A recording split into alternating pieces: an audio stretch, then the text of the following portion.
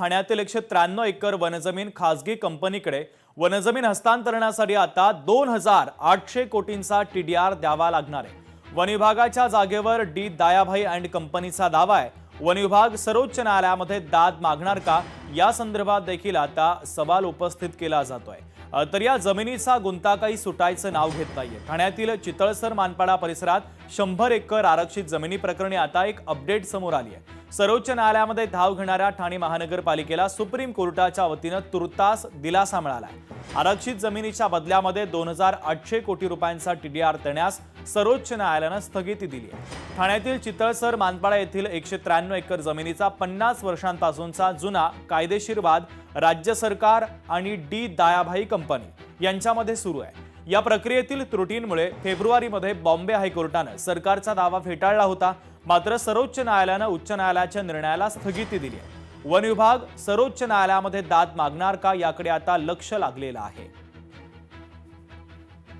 ठाण्यातलं TDR प्रकरण नेमकं काय आपण पाहतो सध्या स्क्रीनवर। ठाण्यातल्या संजय गांधी राष्ट्रीय उद्यानाच्या पायथ्याशी असलेल्या चितळसर मानपाडा इथल्या सुमारे 193 एकर जमिनीचा हा वाद आहे। राज्य सरकार आणि डी दायाभाई अँड कंपनी यांच्या जमिनीच्या मालकीवरनं 1975 पासून हा वाद सुरू आहे। राज्य सरकारनं 1975 मध्ये ही जमीन वन उद्देशांसाठी संपादित करण्याचा प्रस्ताव ठेवला होता।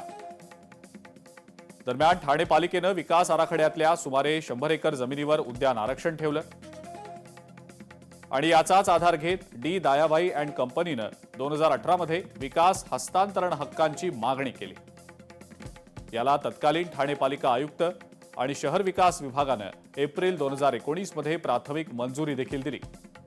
मात्र विविध तांत्रिक कारणं आणि मंजुऱ्यांअभावी विद्यमान पालिका आयुक्त सौरभ राव यांनी हा प्रस्ताव रोखून धरला आणि त्यानंतर पालिकेच्या विरोधात कंपनीनं हायकोर्टात धाव घेतली। या प्रकरणात हायकोर्टानं कंपनीच्या बाजूने निकाल देत संबंधित जमीन खासगी कंपनीच्या मालकीची असल्याचं स्पष्ट केलं।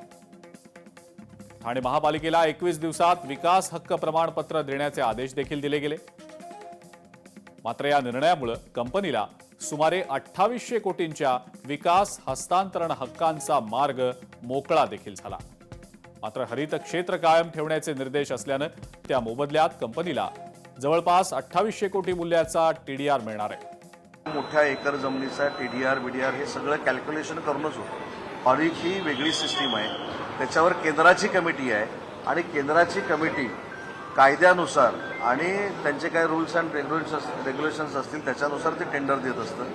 पण हल्ली उठसूट कदाचित आमच्या नावाची ब्रेकिंग आम्हाला कदाचित हल्ली जास्त टीआरपी मिळत असेल म्हणून त्यांनी पण सोशल मीडियावर सांगून टाकलं की 1200 कोटीमध्ये भ्रष्टाचार झाला। असं काहीच झालं नाही। तसाच हा मुद्दा आहे की ठाण्याची जमीन ज्या पद्धतीनं दिली गेली असेल, कायद्याचं नियमाचं सगळं पालन करूनच दिली गेली।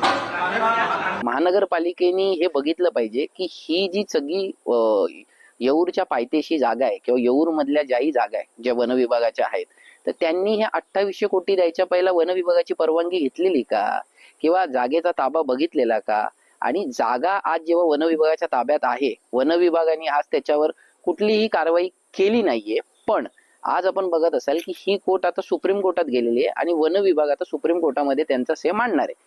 आणि महानगरपालिकेची जी भूमिका आहे जी ह्या संदर्भात 2800 कोटीची, तर महानगरपालिकेला हा जो पुरा जो टीडीआर आहे तो ह्या पर्टिक्युलर कंपनीला देऊन, दायाभाई कंपनीला, तो टीडीआर त्या कंपनीच्या वतीने पुढे विकण्यात येणार आहे। आणि विकासकांच्या फायद्यासाठी जर तुम्ही बघत असाल तर इकडे वन विभागाच्या ज्या जागा आहेत त्या महानगरपालिकेने त्याच्यावर टीडीआर देऊन त्यांना फायदा होण्याचंच काम केलेलं आहे। कंप्लीट चोरी आहे ती। तो जो घोडबंदर रोड म्हणजे तो जो डी दायाभाई अँड कंपनी आणि तिथला जो टीडीआर आहे तो टीडीआर म्हणजे चोरीचा टीडीआर आहे। खोट्या नाट्या सह्या, खोट्या नाटे पेपर्स तयार करणं, काही ऑर्डर्स, कोर्टाच्या ऑर्डर्स लपवून ठेवणं, ही सगळी कामं केलेली आहेत। डी दायाभाई आणि कंपनीचा टीडीआर आणि अजून 2-3 टीडीआर आहेत जे कोट्यावधी रुपयांचे आहेत। ते सगळे टीडीआर याची चौकशी झाली पाहिजे आणि हे अशा चोऱ्या कशा काय ठाण्यामध्ये केल्या आहेत याचं गांभीर्याने लक्ष दिलं पाहिजे। वनमंत्र्यांनी देखील याच्यात नरमाईची भूमिका घेता कामा नाही। वन लावलेल्या जमिनीवरतीचा टीडीआर कसा निघू शकतो? डोंगरावरती काय ते पार्क, डोंगरावरती कोण जाणार मारायला त्या पार्क मध्ये? 2800 करोडचा जो TDR ठाणे महानगरपालिका डायभाई अँड कंपनीला देणं आहे, तर त्या बाबतीत मला एक शंका वाटते की जर ठाणे महानगरपालिकेने कब्जा केला आहे तर त्या ठिकाणी बिल्डर काय करतात, बिल्डरची माणसं काय करतात, बिल्डरची बाउन्सर काय करतात, हे सर्व प्रश्न उपस्थित होतात. फार मोठा घोळ आहे का, याच्यामध्ये काही भ्रष्टाचार आहे का, याच्यामध्ये कोणी प्रशासकीय अधिकारी नेते इन्वॉल्ड आहेत का, या सर्व गोष्टी आहेत. आणि सर्वसामान्य नागरिक आणि सर्वसामान्य जनता यांना मोकळा श्वास हवे आहे. शासन फार गंभीर आहे. ती जमीन जी होती त्या जमिनीवर वन खात्याच्या नावाचा सातबाऱ्यावर कुठेतरी नोंद होती आणि तरीसुद्धा कोठारी नावाचा जो मूळ मालक आहे त्यांनी हायकोर्टामध्ये अनेक वर्षापासून ती केस प्रलंबित होती.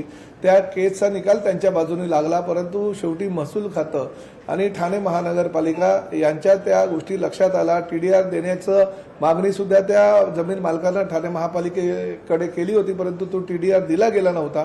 परंतु राज्याच्या महसूल खात्यानं सुप्रीम कोर्टाकडे याबाबतची मागणी केलेली आहे की हायकोर्टानं दिलेल्या आदेशाला स्थगिती द्यावी आणि निश्चितपणे ती जमीन परत एकदा वन खात्याच्या आणि महसूल खात्याच्या नावे जमा होईल. वर्षानुवर्ष जमिनीचं मालमत्तेचं ऑडिट झालं नाही आणि शासकीय जमिनीकडे कोणी लक्षच दिलं नाही. फॉरेस्टच्या जमिनी परस्पर विकून टाकल्या, अर्बन लँड सिलिंगच्या जमिनी परस्पर विकून टाकल्या, लँड सिलिंग आणि भूदानच्या जमिनी परस्पर विकून टाकलेल्या आहेत.